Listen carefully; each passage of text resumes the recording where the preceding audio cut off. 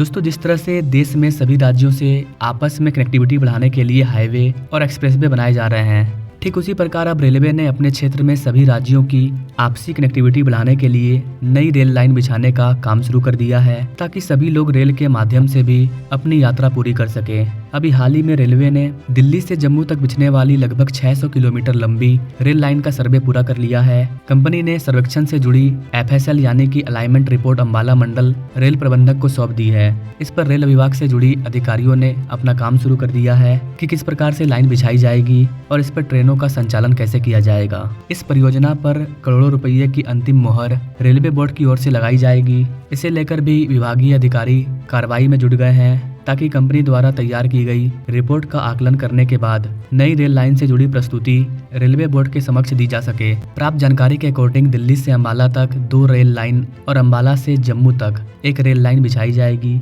लेकिन यह फैसला रेलवे की अंतिम रिपोर्ट पर डिपेंड करेगा कि दिल्ली से जम्मू तक दोहरी लाइन बिछाई जाएगी कि एकल लाइन। अभी इसके बारे में संबंधित विभाग को कोई जानकारी नहीं दी गई है। उन्हें मात्र सर्वे करवाकर रिपोर्ट जमा करने का निर्देश दिया गया है। यहाँ पर गाइस आपको बता दें कि वर्तमान में दिल्ली से जम्मू तक 2 रेल लाइन बिछी हुई है। इसमें एक अप तो एक डाउन लाइन है, यानी कि दिल्ली और जम्मू की तरफ से आवागमन करने वाले रेल लाइनें अवेलेबल है, लेकिन लगातार ट्रेनों की बढ़ रही संख्या के कारण इन रेलवे लाइनों पर यातायात काफी बढ़ गया है। इसलिए कई बार एक ट्रेन को निकालने के चक्कर में दूसरी को बीच रास्ते में रुकना पड़ता है और इस कारण ट्रेनें लेट हो जाती है। दिल्ली से जम्मू तक बिछने वाली रेल लाइन का सर्वे हो गया है। इसका FLS यानी अलाइनमेंट सर्वे रिपोर्ट मिली है, जो कि आगामी कार्रवाई के लिए संबंधित विभाग को भेजी गई है। रिपोर्ट के आधार पर ट्रैफिक सहित कई अन्य अहम जानकारियां मांगी गई है। इसके बाद फाइनल रिपोर्ट तैयार करके रेलवे के समक्ष प्रस्तुत की जाएगी। रिपोर्ट के अकॉर्डिंग प्रस्तावित रेल लाइन की सर्वे रिपोर्ट 3 चरणों में तैयार की जा रही है। इस काम की जिम्मेदारी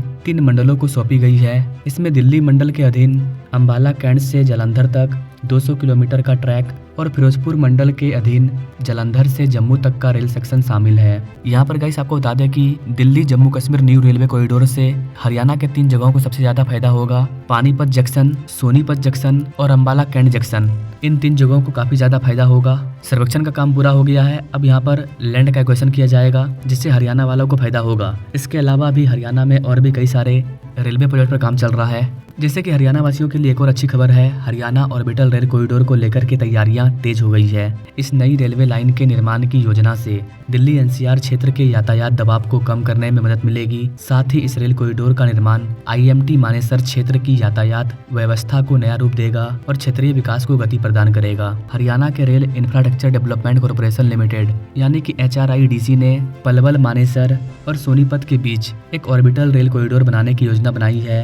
यह रेल कॉरिडोर दिल्ली और इसके आसपास के क्षेत्र के बीच यातायात को सुगम बनाएगा और इसमें परिवहन के विभिन्न पहलुओं को शामिल किया जाएगा। हरियाणा में एक और नए रेलवे कॉरिडोर पर काम चल रहा है, जिसको हम लोग किसी और वीडियो में जानेंगे। अगर आप जानना चाहते हैं कि हरियाणा में टोटल कितने नए रेलवे प्रोजेक्ट पर काम चल रहा है और कितने नए अपकमिंग रेलवे प्रोजेक्ट आने वाले हैं, तो आप हमें कमेंट करना। हम हरियाणा में चल रहे और आने वाले सभी रेलवे प्रोजेक्ट पर एक डिटेल में वीडियो ला देंगे अकॉर्डिंग टू योर कमेंट। बाकी ये वीडियो अगर आपको पसंद आया तो इसे अपने दोस्तों और फैमिली में जरूर शेयर करें अकॉर्डिंग टू योर रिस्पॉन्स। मिलेंगे हरियाणा के एक और नए प्रोजेक्ट अपडेट के साथ। तब तक के लिए जय हिंद।